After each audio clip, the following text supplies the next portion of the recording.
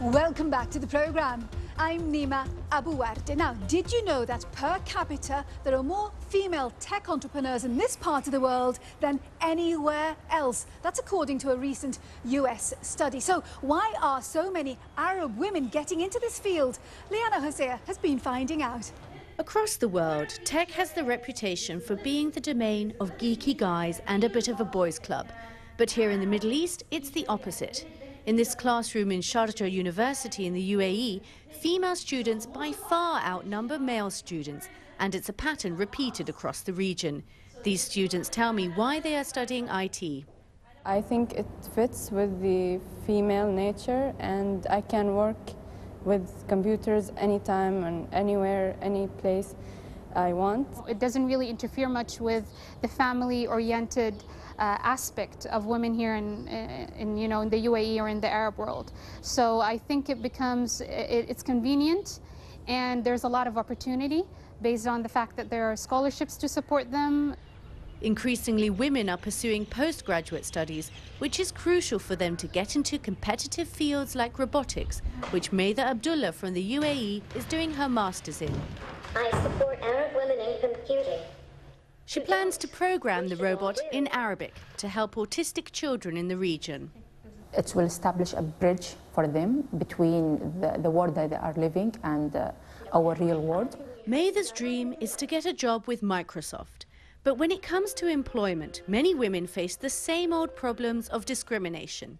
But Professor Sana Ode, who has been researching this topic, says women have found a way around this. But we're also now seeing a new trend, a new positive trend, which is that women, rather than fighting against, discrimination and sort of getting the boring job, even though they're really good and they're better even than men in their class, so they started to start their own companies. And millions of the jobs that will be created will be in IT. So for women to embrace and go natural in this field, that means that we'll be part of innovation, part of decision-making, and part of the future in the decision-making in the Arab world. Rama Shakaki is one of the trendsetters. A Syrian entrepreneur based in Dubai, she runs her company Baraka Ventures, which uses technology to promote social causes and runs a Good News from the Middle East website. I think it makes it really easy because we don't have the bias that I think some of the rest of the world has about women entering science domains. And so we have a lot of women who go into engineering and go into computer science. That's one of the reasons, more entrance into that field. But also in terms of the flexibility that technology offers, especially digital, web, online, internet. You can work from home. The proportion of women internet entrepreneurs is so much higher here in the Middle East than anywhere else in the world. The global average is only 10%, but here in the region, women account for 35% of all the tech entrepreneurs.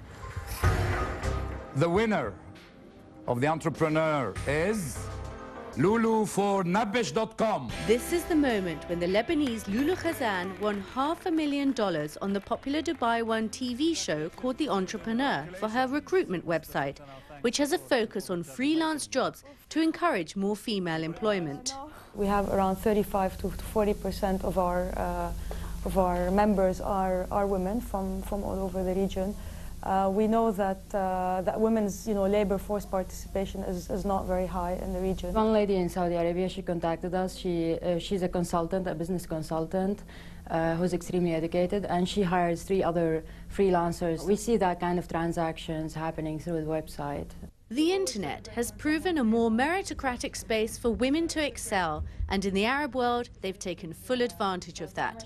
As their tech businesses grow, their success is bound to empower more women in the region and beyond to follow suit. Leana, Hosea reporting.